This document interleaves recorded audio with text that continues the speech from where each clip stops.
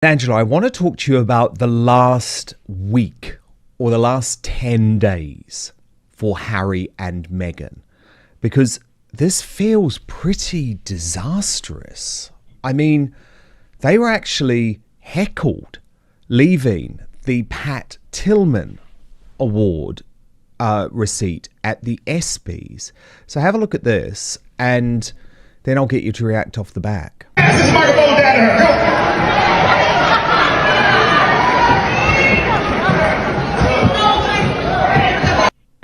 Now, Angela, someone is actually shouting in the audience there, "Go back to Britain." And all of the choreography around the awards were odd. Venus Williams seemed to be shooting her the evil eye. What did you make of what was going on and how they could have messed this up so badly? Well, I think it was very foolish of them because in America, which they should know by now, the Pat Timmons was a real hero. The company, all the people felt very, very strongly that he was a wonderful man and he was a hero. He was a brilliant footballer, and then he left that and fought after 9/11 and unfortunately died in 2004. But his mother, obviously heartbroken, was furious that she wasn't asked who could get the present that came with the thanking him for being such an amazing man. And she didn't want Harry to have it because she said he wasn't right, he'd been awful to his family, and he couldn't represent his son. And although he'd worked for Invictus Games, he hadn't done the whole thing, and he just didn't deserve it. But they continued. And it was very, very uncomfortable all the time. I mean, Meghan hung on to him, hold his hand and his arm so he could barely move. And when he went up to get the award, she clung to his hand.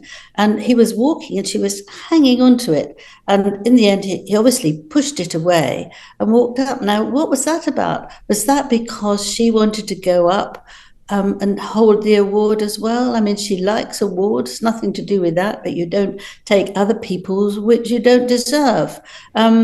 And she shouldn't be always in the photograph. It's just shocking. But apparently Harry was in a terrible state about it. Backstage, he was absolutely distraught about what he should do and what he shouldn't do. And the piece that he read was very Meghan-like, actually. I mean, I went to loads and loads of with him where he made speeches, and they were very open and friendly, but this was sort of loads of boring words that you didn't. He hadn't written that. He hadn't written that. Absolutely not. And I thought, Angela, what was really interesting is that he looked terrified when he was walking up. So clearly what Meghan had hoped is that Harry was going to take her arm and say, come up with me, come up with me. But he didn't. He didn't actually want her up there on the stage. And the reason he was terrified, and I think he probably knows that if Meghan was on stage, there was more chance of this happening, is he was terrified of being booed because he was heckled on the way out. And I mean, in the end, people were respectful during the speech, but I don't think he got a particularly loud, positive reaction. I need you to do something for me right now. It is free. It is easy. It is simple. Just hit that subscribe button on YouTube. That's because over 50% of you watching this video haven't done that yet. No, but it's very rude because as soon as that particular event had happened, they were leaving. I think if you go to one of these organizations, which is to thank people for doing wonderful things, you don't walk out in the middle. That's incredibly rude, isn't it? You just wait. Even if it's boring for you, you don't sort of walk out. It's very bad manners. And they rushed out just after Harry had said his speech. And I think that it was just a disaster. They need to know now where they stand, what they do, that they can't take other people's success and pretend it's their own. They just can't do that. They need to build their own life, but they don't seem able to. They're hanging on to their royal details and actually not living their own lives, which seems very strange. Very strange. If they're together and they're even the slightest bit happy, let them do what they want, not try and spoil things for other people. When he talked about Pat's mother, obviously Harry would think of his own mother, but then he should know. He said, "I respect you, I understand you," but then he did nothing. Well, what does that mean? If he understood the relationship between a mother and a son, which is quite understandable, then you don't actually then make it very unpleasant for her. You make it as easy as you can. You don't take it away from her, make her even more unhappy that you've got the award. Exactly. Mary Tillman had said she didn't want you to accept this award. If you had any respect for that woman, you would not have accepted it. You would have said, "I've heard what she's said. She is Pat Tillman's mother. I'm going to respect her." He did not do that. Instead, what he tried to do was curry sympathy by talking about her during the speech, which I just thought was completely grim. And it shows how tone deaf he is to anyone else's feelings. He only seems to care about his own feelings. And we've seen that time and again, haven't we, with his own family too? Yes, but this is extraordinary because when I was with him for 15 months, he understood everybody's feelings. He was brilliant with people who'd been had been injured, and he was marvelous with them, and he could get them round. And several of them, after he walked to speak to someone else, would say to me, "He's given me the feeling that I should live." Nobody else has been able to. I've lived in darkened rooms for years now, but he's actually told me there is a life, and he's helped me feel like that. He's been talking to him for only 5 minutes. So he has got that feeling. It's his mother's way of being kind and nice and helpful to other people. But I think with Meghan, he just is a very, very different person, and that he becomes determined and unkind.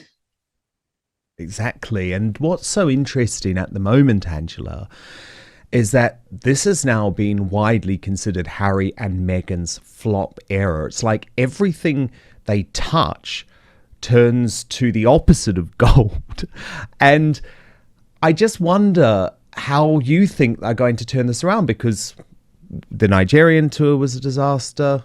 Yes. This has now been a disaster. I mean, is there a way for them to claim back the narrative?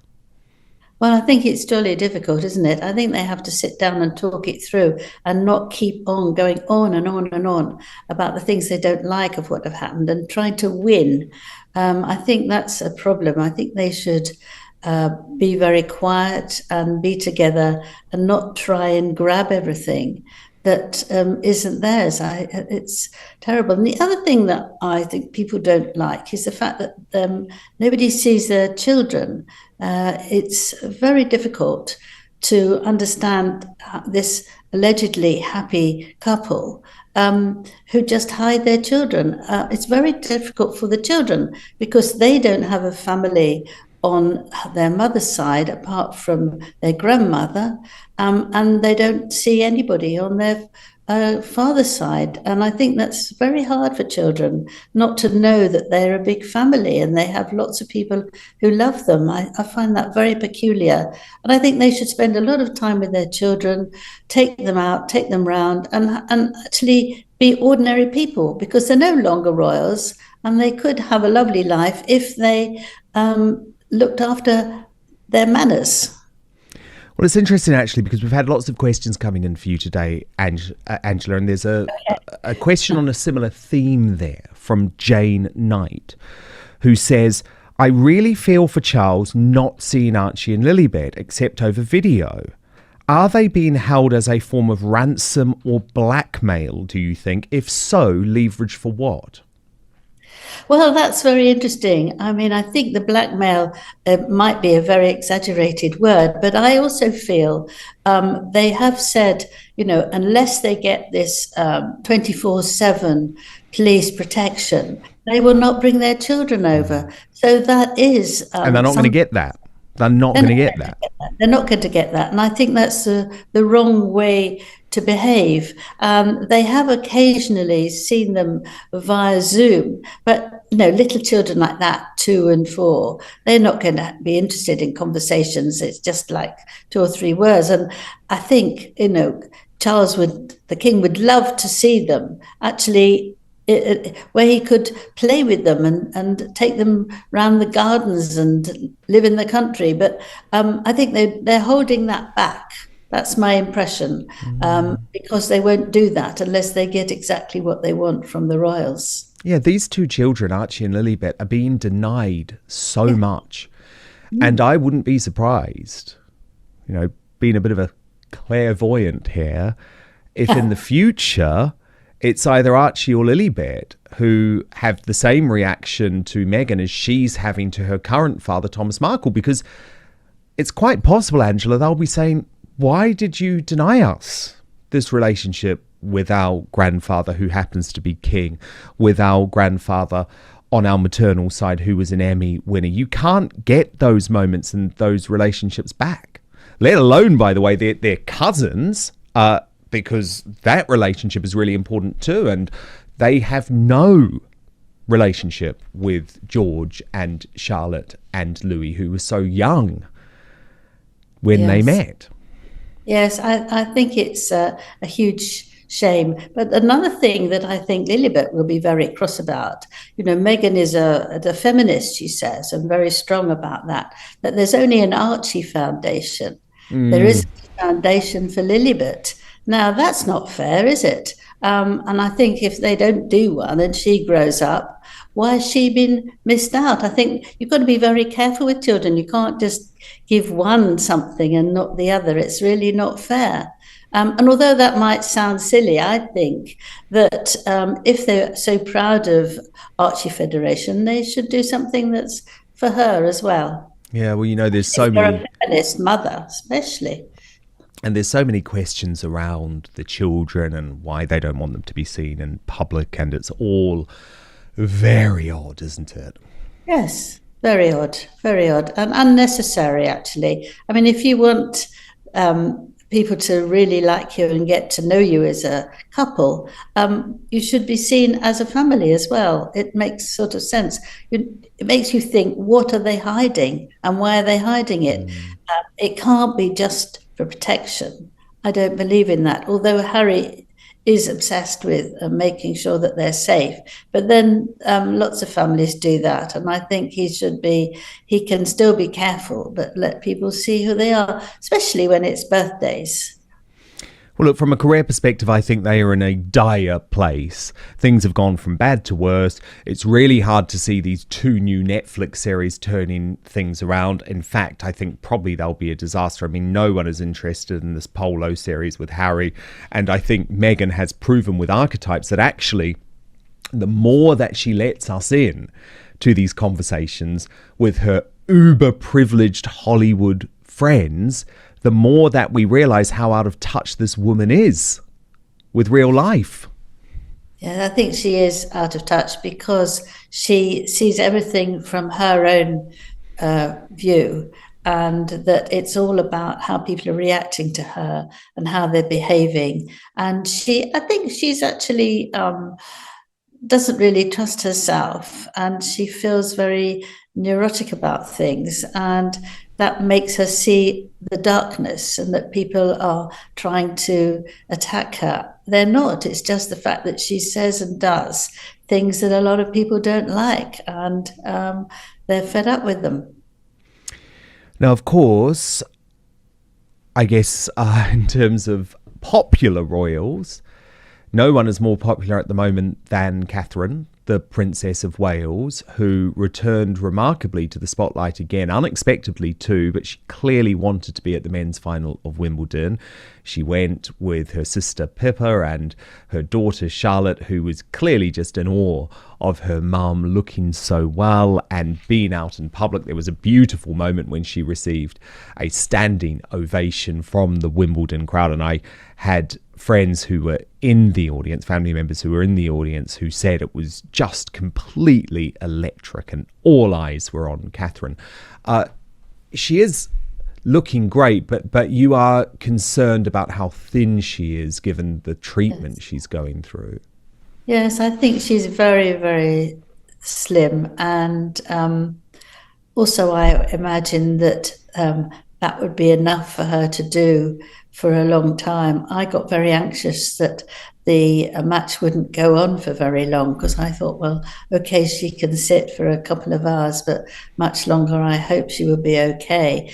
And when she stood up to give the award, I just felt again, I hope it's not too heavy. So it came across to me that she's still, it's still quite difficult for her, and she will now not do anything for quite a while. I think the people who said, oh, it's wonderful that she's back working again, but I don't think she is back working again at all. I think it's going to be a much longer lasting event, and it is a shame. But I think to have Charlotte there and her sister would be very helpful for her, that she would feel safe and enjoy it very much. But if you remember that, if you've seen her before, when she comes down when it's the finals, she quickly comes and sits down to make no fuss at all. But this time she obviously thought, my goodness,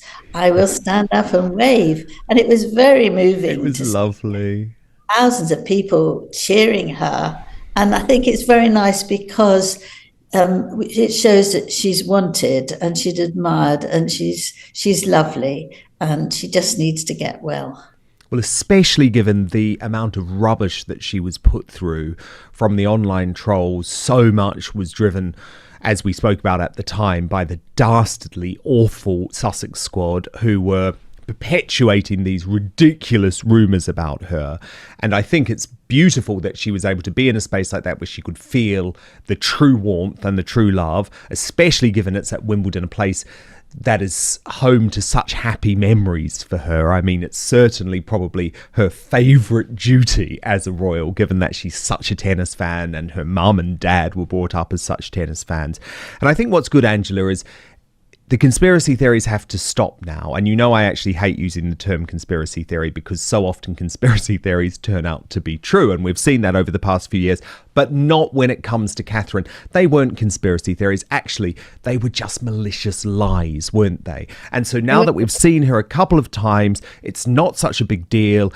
I want her to take all the time she needs, but as long as she pops up every couple of months to show us she's doing well, that's enough, you know? Yes, I think it's very important that, as the doctors have said, that she needs peace and quiet. Yes. And that's why she asked the press not to make too much of a fuss about her, that's what she needs. And I think that's what will help her if she goes to Scotland and there with the fresh air and the lovely scenery. I mean, that will help. But she does need it. I mean, it's very, very tiring when you have all these cancer treatment, and she does need to be quiet and rest and save her energy when the children come home from school. I think that's what she's doing, which makes sense. They're out during the day and she can rest and then be with them. But when you see little her daughter looking up at her absolutely in adoration, you realize that here is a wonderful mother as well as a wonderful princess. Just absolutely beautiful. Look, Angela, time for a couple more questions before we go to you. And another big royal piece of news this week was, of course, the announcement that King Charles will be going on this tour, a big trip too. And so Helen O'Driscoll is a little bit concerned about this, and she says, I'd love an explanation because there's been a mess of contradictory things published about the King's upcoming Aussie trip. 1, is it wise for him to go, given his health? 2, what about New Zealand? And 3, the King wrote to Donald Trump. That was Donald Trump was mad about Queen Elizabeth II. Mad as in he adored Queen Elizabeth II. So let's save the Donald Trump one. We'll come to that separately. But do you think it's wise for him to go on this trip, Angela, given how unwell he is? Well, I think it had to be fixed now because of all the things that are happening. The summer holiday things don't happen, and they need to get organised where they're staying, what they're going to do, and the places they're visiting. Now, if the doctor says to him a bit nearer that, I'm sorry, I thought you'd be okay, but you haven't got quite the right line to actually go, I think they'll just cancel it. I think that's what will happen. We don't have to worry too much, but I think that this, should be just underlined now.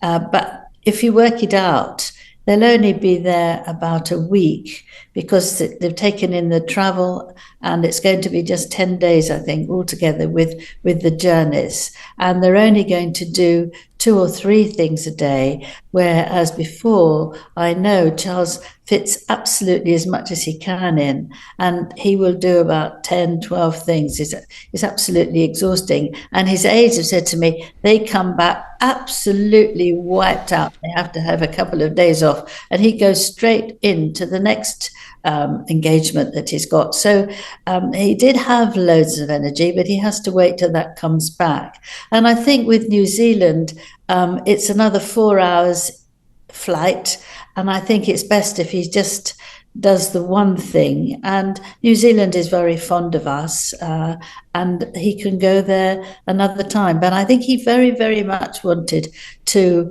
be one of the Commonwealth countries. He's missed out on that, and he wants to show that he's still there for them, and he's very keen on them. And so I think this is the way they've worked it out. And I hope that he will be well if he has a good rest and the holiday up in Scotland. So that's maybe another reason for quiet and peace. And then he gets ready to go. But this last week, he's been incredibly busy. He's done so much. And so you think that he has got some energy, even though he's having the treatment every week. He is quite strong. And if they take it carefully, and if he listens to Camilla and the doctors who will be in close contact, and I'm sure some of them will fly over there as well with him to look after him, that things will work out well. Yeah, indeed. I mean, look, obviously from my perspective, being a New Zealand Brit, having joint citizenship, it's sad that he couldn't make the trip to New Zealand, but I think something had to give. And as you quite correctly point out, there's much more love at the moment for the royal family in New Zealand. In Australia, where they have this left-wing government led by Anthony Albanese, actually, there's been quite a push for the Republican movement, and Anthony Albanese is a Republican. So I would say from a political perspective, it was much more important for him to get to Australia to try and save the monarchy there rather than go to New Zealand. And look, just finally, a question from Jane, Angela, who's actually talking a little bit about your job. And she says, in the world of royal correspondence, where I assume paths cross, is there rivalry or camaraderie, or is it just a random group covering the same broad topic? And I'm fascinated by your answer to this. Well, I'm not somebody who wants to go and have a fight with someone else who's talking. I love to give you my views on everything, and I love to be at places, and I love to hear what people tell me and can keep secret. But I'm not somebody who wants to grab things from other people. But I think nobody talks like I do, just like I don't talk like anybody else does. And I just get on with my job. I think I'm very lucky, and a lot of it is a great honour to do. But I'm not sort of greedy or sly or anything like that. No, So far. absolutely. So far. You're absolutely not. And obviously, there's a lot of camaraderie between us two, even if other people may not like us. But I'm sure everyone loves you, Angela. But you know me. I shook things up in that world of royal reporters because they're quite a closed-off bunch. That's how I view it anyway. The controversy surrounding the ESPYs began long before Prince Harry even walked onto the stage. When it was announced that Harry would receive the Pat Tillman Award for service, criticism erupted almost immediately online. Many viewers questioned why Prince Harry was chosen for an award connected to Pat Tillman, an American football star who famously gave up his career to serve in the military after September 11th before tragically losing his life in Afghanistan. But the situation escalated dramatically when Pat Tillman's mother, Mary Tillman, publicly voiced concerns about Harry receiving the honor.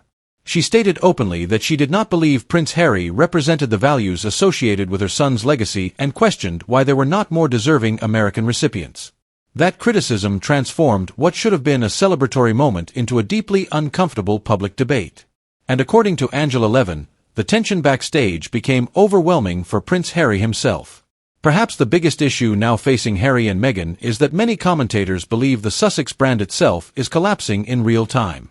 The ESPYs controversy follows a string of difficult headlines, including criticism surrounding their media projects, backlash over public appearances, declining popularity ratings, and growing skepticism from both Hollywood and royal circles. Angela Levin argued that Harry and Meghan continue trying to insert themselves into situations that do not naturally fit their current public roles.